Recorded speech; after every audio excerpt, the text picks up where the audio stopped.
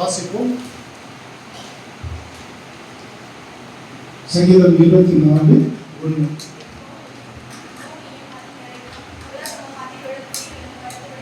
ரெண்டே வாசிப்போம்.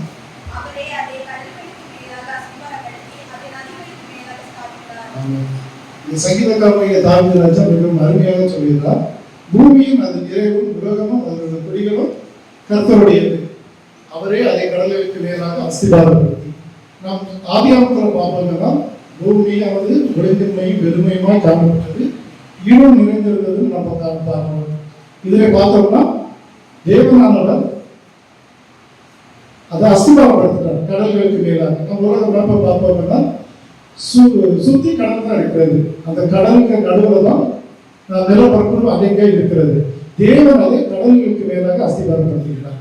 நாம வீட்டுக்கு அஸ்திபாரம் போடணும், தரையில தான் போடணும். ஆனால் தேவன் உலகத்தையும் அந்த சராசரிகள் படுத்தின தேவன் தண்ணீர்கள் மேல அதை அஸ்திபாரப்படுத்தி நம்மை அதில் வாழ வைத்திருக்கார். சங்கீதக்காரன் தாய்ங்கிறது அழகாக சொல்லிட்டார். அந்த அருமையான ஒரு உலகத்தை படைத்த தேவன் நாம் அதில் எப்படி வாழுகிறோம் என்பதை பற்றி மிகவும் தெளிவாக சொல்கிறார். 4வது வசனம் 3வது வசனம் வாசிங்க.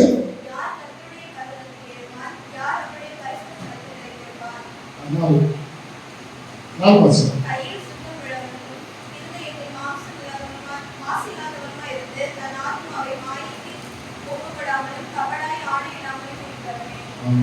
யார் கர்த்தருடைய பர்வதத்தில் இருக்கிறார், யார் அவருடைய பரிசுத்த தலத்தில் நிலைநிற்பார். கைகளில் சுத்தம், இருதயத்தில் மாசு இல்லாத.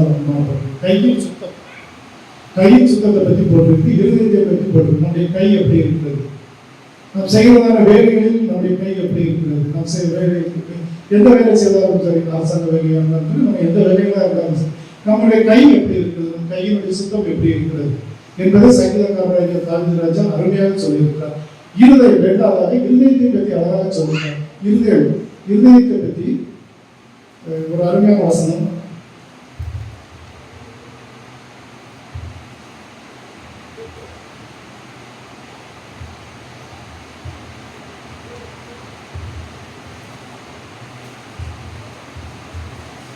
வாசிங்கள். எரேமியா 17:9.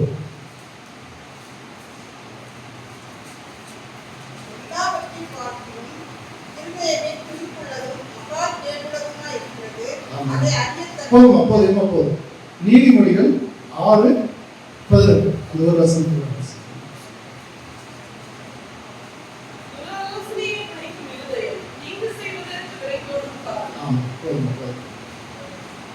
இருதயத்தை பற்றி என்ன சொல்லியிருக்கிறது? இருதயமானது எல்லாவற்றையும் பார்க்கிறோம். இருதயமானது மகா திருக்குள்ளதும் கேடுள்ளதுமாய் இருக்கிறது என்று சங்கீதக்காரனாகிய தாவீது ராஜா அதான் சொல்லியிருக்கிறார். என்ன சொல்லியிருக்கிறார்?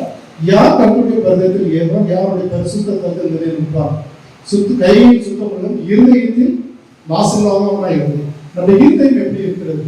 சங்கீதக்காரனாகிய தாவீது ராஜாவுடைய தகப்பனாக நாம் பார்க்கும் பொழுது அப்போ அங்கேயே பார்க்கிறோம். அவருடைய இருதயத்தில் ஒரு அழுக்கான ஒரு இதயம். அது என்ன சொல்ற, ஒரு மாசுடைய இதயம், ஒரு சுத்தம் இல்லாத. அவர் இஸ்ரவேல் தேசத்துல ஒரு பெரிய பொறுப்பில் இருக்கு. அவர் தகப்பனார் ஈசாய். அதுக்கு முன்னாடியே நம்ம பார்க்கிறோம் நம்மளுடைய இருதயம் எப்படி இருந்தது. உலக தோற்றம் முதலே தேவன் ஆதாம் ஏவாளை படைத்திருக்கும் போது நாம் பார்க்கிறோம். காயினை கேட்கிறார், ஒரு சகோதரனை எங்கேன்னு கேட்கிறார். அவன் அதுக்கு தேவன் சொல்றான், நான் அவனுக்கு காவலாளியோ என்று காயின் கேட்கிறான். அப்பவே அவருடைய இருதயத்திலிருந்து பிரதானத்தை வெளிப்படுகிறது.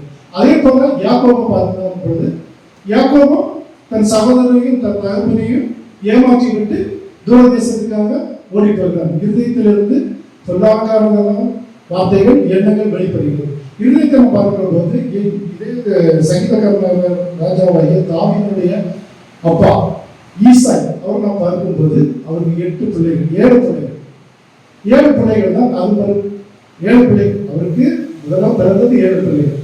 அதுக்கு பிறகு பிறந்தது தான் தாவீது ராஜா, 8வது பிள்ளை. ஆனா தாவீது ராஜா எப்படி பிறந்தார்? மனைவியை அவரு தள்ளி விட்டார். இஸ்ரேல் தேசத்துல நீ ஒரு இஸ்ரேல் கிடையாது, அதை நீ நிரூபிச்சாதான் என்ன பண்ணணும், உன் மனைவி நீ சேர்ந்திருக்குன்னு சொன்னார். அதனால என்ன செய்தாரு, வேலைக்காரின்னு சொல்லி நான் உங்களை விவாதம் பண்ணிட்டு 2வது அவங்க டைவர்ஸ், நம்ம இப்போ டைவர்ஸ் பண்ணிடுறேன் அப்படின்னு நினைச்சு வேலைக்காரியை என்ன பண்ணாரு, அவருடைய இதயத்தில் இருந்து பொருளாதார ஆவி எழுப்பி அவங்க வேலைக்காரியை விவாகம் பண்றதுக்கு திட்டம் தீட்டினாங்க. ஆனா அதே வேலைக்காரி என்ன செய்யறா, தாவீது ராஜாவுடைய அம்மாவிடத்தில், அப்ப தாவீது ராஜா பிறக்கவே இல்லை, ஈசாயுடைய மனைவியிடத்தில் உன்னுடைய கணவர் இதே திட்டம் போடுங்க என்று சொல்லி, ஆனா ஆள் மாறாட்டம் பண்ணி அந்த காலத்துல இல்லை, இப்பவும் அவங்க முஸ்லீம்கள் தான் பண்றாங்க. அந்த காலத்துல என்ன பண்றாங்க, முக்கால் போட்டு தான் திருமணம் பண்றாங்க. அப்படி இவர் என்ன செய்யறாரு, வேலைக்காரி நினைச்சா தன் சொந்த மனைவியே ரெண்டாவது விவாகம் பண்றாரு. விவாகம் பண்ணி அவரோடு இருந்து பிறந்ததான குழந்தை தான் யாரு, தாவீது ராஜா. அதான் தாவீது ராஜா எப்பவும் சொல்றது, நான் துர்க்குணத்தில் உருவானே பாவத்தில் நான் கற்பதேன்னு சொல்லி தாவீது ராஜா சொல்றாங்க. தாவீது ராஜாவோட வாழ்க்கை நம்ம பார்க்கும்போது அவர் பிறந்ததும் அவர் அப்படியே சொல்றாரு, நான் பாவத்திலே கற்பதேன்னு சொல்றது. பிறப்பு தான் இருக்கிறது. அவருடைய வாழ்க்கையும் அவர் ராஜாவாகிறது வரைக்கும் அவருடைய வாழ்க்கை அவ்வளோ ஒரு மிக ஒரு கடினமான வாழ்க்கையாக தான் இருந்தது. பிறந்ததில் இருந்தே தாயின் அரவணைப்பு கிடையாது, தந்தையினுடைய அரவணைப்பு கிடையாது. அவர் என்ன பண்ணுறார், ஒரு நாடகம் சொல்லி தந்தார். பிறந்ததிலிருந்தே ஆணைகளை வைக்கவும் அப்படியே ஒரு பாட்டு பாடி அவருடைய வாழ்க்கையை அவர் கடத்தி கொண்டு போகிறார். ஆனால்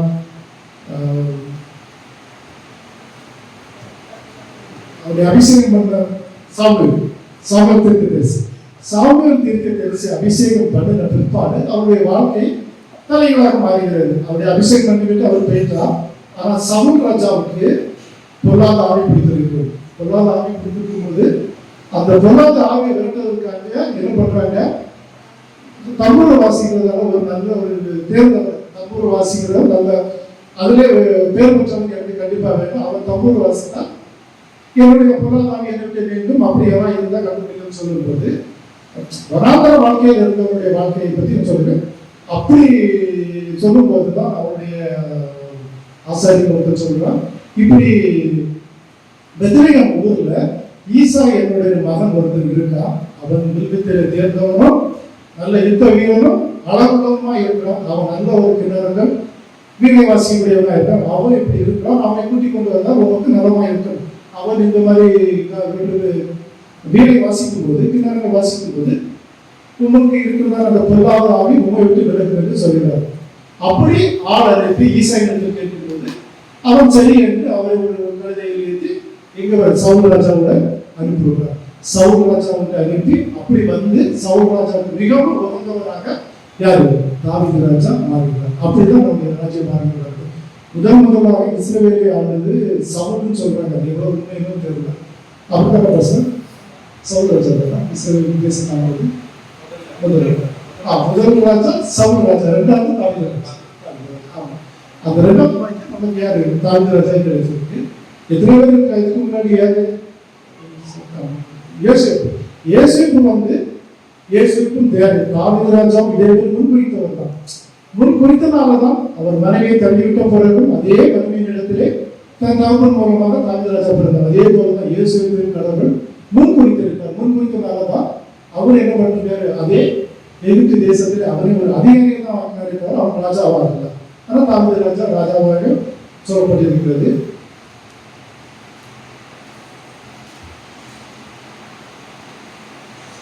அடுத்ததாக வசனம் தொடர்ந்து வாசிங்க, 5ஆம் வசனம் வாசிங்க, சங்கீதம் 24:5.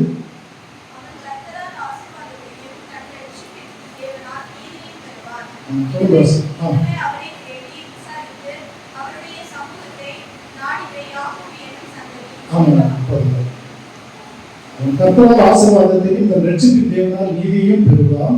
இதுவே அவரை தேடி விசாரித்து அவருடைய சமூகத்தை நாடுகிற யாக்கோபு என்னும் சந்ததி. நாம் எல்லாரும் யாக்கோபுடைய சந்ததி தான். யாக்கோபுக்கு மொத்தம் 12 பிள்ளைகள். 12 பிள்ளைகளும் 12 கோத்திரங்களாக பிரிந்தார்கள். அதில் ஒவ்வொன்றா பிரிந்து வரும்போதுதான் ஒரு கோத்திரம் தான் நாம் எல்லாருமே இஸ்ரவேல் ஜனங்கள் தான். அந்த கோத்திரங்கள் பிரிந்து வந்ததுதான் நாம் ஆராய்ந்து பார்க்கும்போது, நாம் சில காரியங்கள் பார்க்கும்போது ஒவ்வொரு கோத்திரமாக 12 கோத்திரங்களும் 12 வெவ்வேறாக பிரிந்தது. அது ஒரு கோத்திரம். நாம் யாருடைய சந்ததி தான், யாக்கோபுடைய சந்ததி தான் நாம். தேவன் தாம் இந்த வார்த்தைகள் ஒருவரை நாம் ஆசீர்வதிப்பார்கள். ஆமென்.